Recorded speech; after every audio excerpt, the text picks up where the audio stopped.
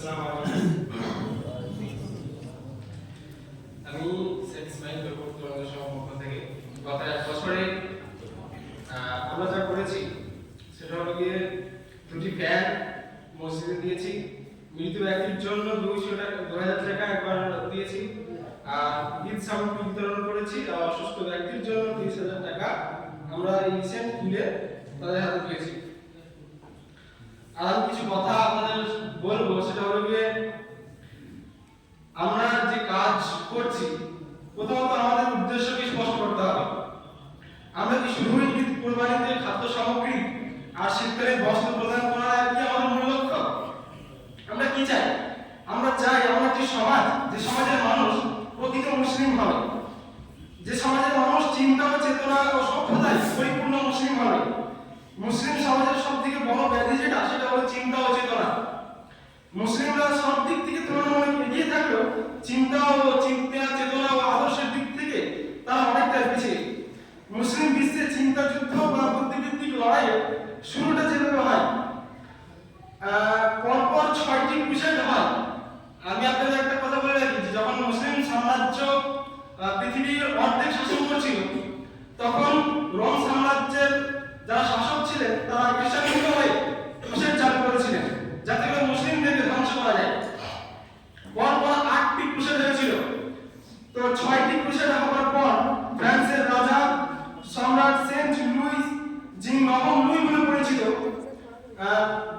সে আবার 7ম ক্রুসেডে ডাক দেন। কিন্তু সম্রাটের কপাল খারাপ ছিল। 1250 সালে 7ম ক্রুসেড চলাকালে মিশরের মানসুরা যুদ্ধে সেন্ট লুই তিনি পরাজিত হয়ে যান। অবসান ঘটে আরেকটি ক্রুসেডের। তিনি মুসলিমদের জেলখানায় 4 বছর বন্দী জীবন কাটান। জেলখানায় বসে সম্রাট ভাবছিল যে কি এমন শক্তিশালী মুসলিমরা বারবার জিতছে। তারা সৈন্য সম্বন্ধে কম, তাদের অর্থ পরিধি কম, তাদের সমাস্ত্র কম, এরপরেও বারবার তারা জিতছে। সম্রাট একসময় বুঝতে পারলো যে মুসলিমদের ইমানি শক্তি এর উৎস। তখন তিনি নড়েচড়ে বসেন। বেশ কিছুদিন পর 8ম ক্রুসেড চালু করেন। কিন্তু সম্রাট প্লেগ রোগে আক্রান্ত হয়ে মারা যান। তবে মারা যাওয়ার আগেই তিনি বন্দিত্বের সময় ভাবনাগুলো একটি কাগজে লিখে যান। টমাস সেন্ট সে সময়ের উপদেশনামায় লিখেছেন, যা তা আজও প্যারিসের সংরক্ষিত আছে। তিনি তাতে লিখেন যে আমরা দীর্ঘদিন ধরে মুসলিমদের পরাজিত করার চেষ্টায় লিপ্ত আছি। ক্রুসেড যুদ্ধ ধারাবাহিকতা যুগ যুগ ধরে চলছে, কিন্তু তা বিজয় হতে পারছে না। কারণ মুসলিমদের আক্রমণ করার পর তাদের মধ্যে এমন চেতনার ব্যালান্স চলে ওঠে যা প্রতিরোধ করা অসম্ভব হয়ে যায়। এই চেতনা সম্পর্কে এই চেতনা সম্পর্কে প্রয়োজনীয়তা একটা জিনিস বুঝতে পারেন যে তিনি অন্তিম উপদেশ পত্রে 4টি ব্যাপার সুপারিশ করে যান। মুসলমান শাসকদের মধ্যে তিনি সেই উপদেশনামায় 4টি উপদেশ লিখে দিয়েছিলেন। সেই 4টি উপদেশের মধ্যে হচ্ছে যে মুসলিম শাসকদের মধ্যে কলহের বীজ বপন করা, মুসলমানদের মধ্যে নিখুঁত আকীদা ও বিশ্বাসের অবিচল ইমানদার অধিকারী কোন দলকে প্রতিষ্ঠিত না হতে দেওয়া, মুসলিম সমাজকে অশ্লীলতা ও চরিত্রহীনতা এবং অর্থনৈতিক কেলেঙ্কারিতে ডুবিয়ে দেওয়া, গাজা থেকে অ্যান্টাকিয়া পর্যন্ত সুবিশাল ইউরোপীয় সাম্রাজ্য প্রতিষ্ঠা করা। উক্ত অঞ্চলের মধ্যে বর্তমান ফিলিস্তিন, ইসরায়েল এবং সিরিয়াকে অন্তর্ভুক্ত করে। তো সেন্ট লুইসের বন্দী জীবনের ভাবনা থেকেই মূলত ভিত্তি স্থাপন হয়েছে বর্তমান চিন্তা ও বুদ্ধিবৃত্তিক লড়াই। ক্রুসেড যুদ্ধের পরিণতি থেকে ইউরোপরা যা শিক্ষা নেয়, তারা বুঝতে পারে যে অস্ত্রের চেয়ে সব থেকে বড় অস্ত্র হলো কালচার, চিন্তা, চেতনা এবং কালচারের। অতঃপর তারা সর্বশক্তি দিয়ে ঝাঁপিয়ে পড়লো চিন্তা ও চেতনাকে ধ্বংস করতে। এভাবেই চিন্তা যুদ্ধ হয়ে ওঠে মুসলিমদের বিরুদ্ধে পাশ্চাত্যের সবচেয়ে বড় হাতিয়ার। তারা মুসলিমদের বিরুদ্ধে বুদ্ধিবৃত্তিক লড়াই চালিয়ে খিলাফাকে ভেঙে দিয়েছে, তৈরি করেছে নতুন নতুন অস্ত্র। যে নিজ দেশে তৈরি করেছে কামাল পাশার মতো নেতা, যা নিজ দেশে নিজেদের নাগরিকের উপরে নিষেধাজ্ঞা লাগিয়েছে।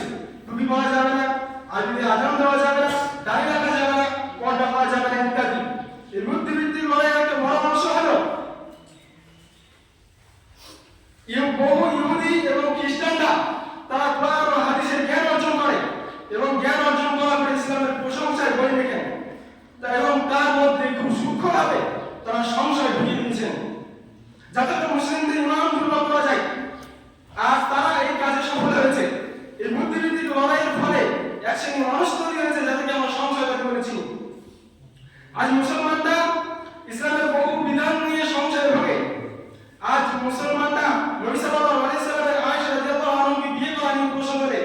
নবী সাল্লাল্লাহু আলাইহি ওয়াসাল্লামের 11টা বিয়ে নিয়ে প্রশ্ন করে এই সব বুদ্ধিবৃত্তিক লড়াইয়ের ফলাফল।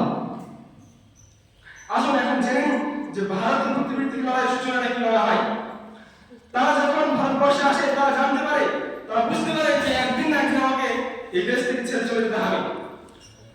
এই জন্য তারা আলিয়া মাদ্রাসা তৈরি করে, হিন্দু কলেজ তৈরি করে, ভারতে একটা শিক্ষানীতি প্রণয়ন করে। যে শিক্ষানীতির প্রবক্তা হলেন মিকলে, যে যে মিকলে রাজনীতির উদ্দেশ্য এর উদ্দেশ্য ছিল, মানে এই শিক্ষানীতির উদ্দেশ্য ছিল যে ভারতের মানুষরা দেখতে এবং দেখতে মুসলমানদের মতো হবে, রঙে বর্ণে মুসলমানদের ভারতীয় হবে, কিন্তু তারা চিন্তা এবং চেতনায় হবে পাশ্চাত্য সভ্যতার অনুসারী। তাই তারা এবং ওই আলিয়া মাদ্রাসা, যেটা এখন আলিয়া ইউনিভার্সিটি নামে পরিচিত, সেটা পর 7 বার খ্রিস্টান প্রিন্সিপাল হয়েছিল, যাতে করে তারা চেয়েছিল